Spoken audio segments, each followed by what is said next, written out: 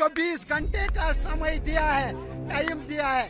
अगर हमारी मांगे मान ली गई, हमें रिलोकेट किया गया तो ठीक, अगर नहीं किया विद इन 24 आवर्स हम मास माइग्रेशन के लिए तैयार हैं। 24 घंटे का टाइम है उनके पास। कल की डेट में हम लोग मास माइग्रेशन करने वाले। 24 घंटे के अंदर अंदर यहाँ पे 90s की तरह, जैसे 90s में मास माइग्रेशन हुई थी, हम कश्मीरी छोड़ के चले गए थे, वापस से फिर से मास माइग्रेशन हो जाएगा। लग रहा है जो हम सब यहाँ पर भाई, हम अभी एजिटेशन पे बैठे हैं, ये हमारे साथ सियासती खेल खेला जा रहा है 32 साल से, न कि 32 साल से 1947 से जो हम कश्मीरी पंडित के साथ सियासती खेल खेला जा रहा है।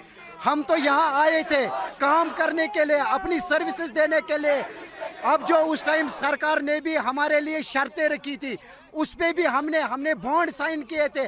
हमने बोला था, हमने सोचा था यहाँ पर कश्मीर थे, लेकिन हमें इसमें कोई ये बोलना ही गलत है कि यहाँ पर कश्मीर थे।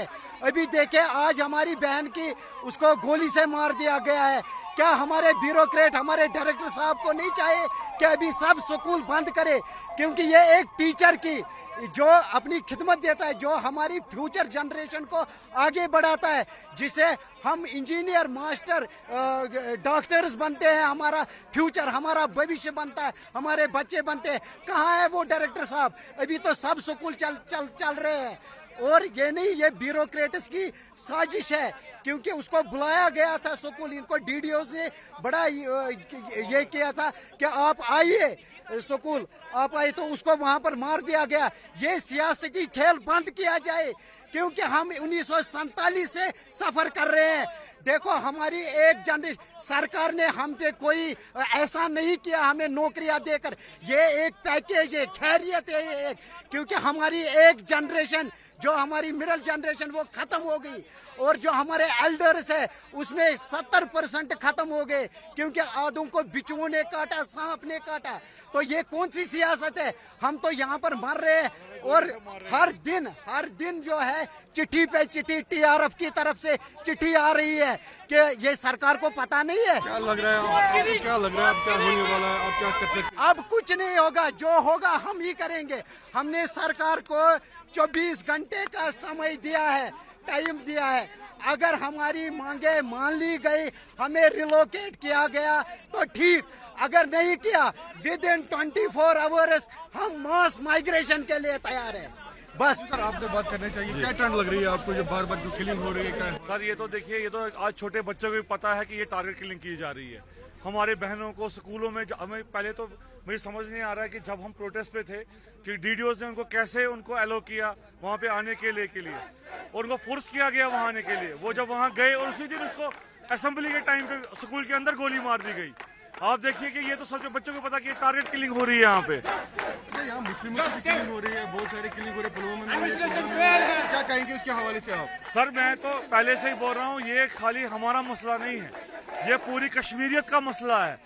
मैं तो भाइयों से भी बोलता हूँ कि उन्हें हमारे साथ शाना बशाना खड़े होना चाहिए और इसका निंदा करनी चाहिए इन किलिंग्स की। मैं तो हर एक बंदे से, जो भी मेजॉरिटी, हम तो माइनॉरिटी है यहाँ, जो मेजॉरिटी कम्युनिटी है यहाँ की, उनको बोलते हैं कि आप बशाना मतलब खड़े होइए इस टाइम।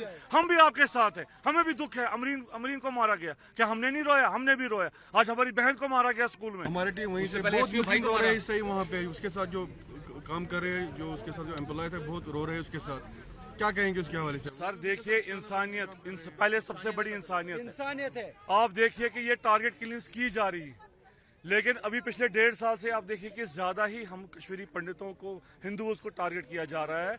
आपकी जितनी भी जो भी डेलीगेशन, जो भी चिट्ठियां आप देख रहे हैं, सब हमारे लिए ही आ रही हैं। उसमें साफ साफ लिखा होता है कि Kashmiri Pandit, Kashmiri schools and all that, जो भी वो लिखते हैं, हमें उससे कोई लेना देना है। लेकिन हमारी जो रिक्वेस्ट है, हमने एलजी साहब डेलीगेशन लेके गए थे एलजी साहब के पास रिक्वेस्ट करने के लिए, सेव अस। हमने यहाँ बैनर्स लगाए थे कि save us, save our community, लेकिन उनकी मकान से जू नहीं रहेंगी। उनको हमने ये भी बोला कि हमें फिलहाल टाइम बीइंग के लिए रिलोकेट किया जाए।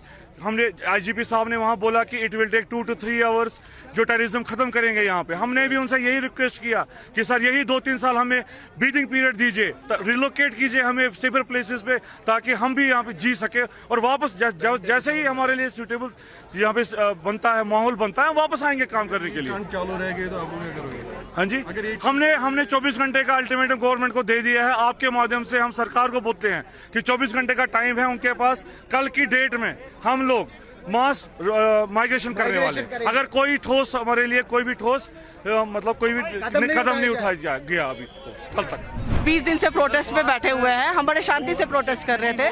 एलजी साहब से भी हमारी डेलीगेशन मिली थी उनसे, उन्होंने हमें बड़े अच्छे पॉजिटिव आश्वासन दिए थे। हमें लग रहा था कि नहीं अब शायद हमारी फरियाद सुनी जाएगी।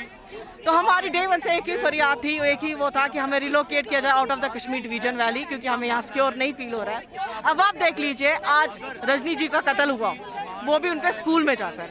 तो इससे हमें पता चलता है कि हमारी सिक्योरिटी क्या है।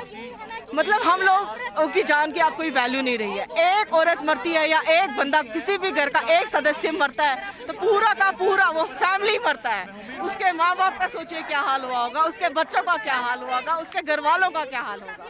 तो इस वजह से हम सबसे गुहार कर रहे हैं, बार बार गुहार कर रहे हैं कि हमारी फरियाद सुन लीजिए।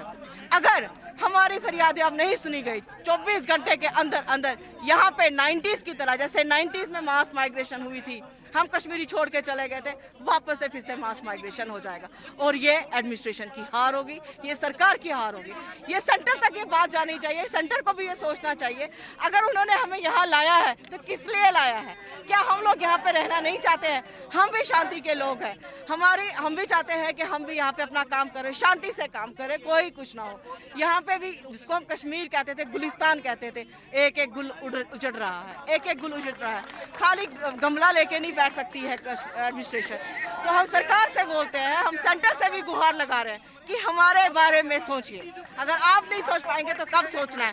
अगला नंबर अब किसका, ये हम सोच सोच के डर रहे हैं। हम लोग अपने बच्चों को लेके बाहर नहीं जा सकते हैं, हमें डर है कि हमें गोली लग गई, इसके चलते हमारे बच्चों को कुछ ना हो जाए।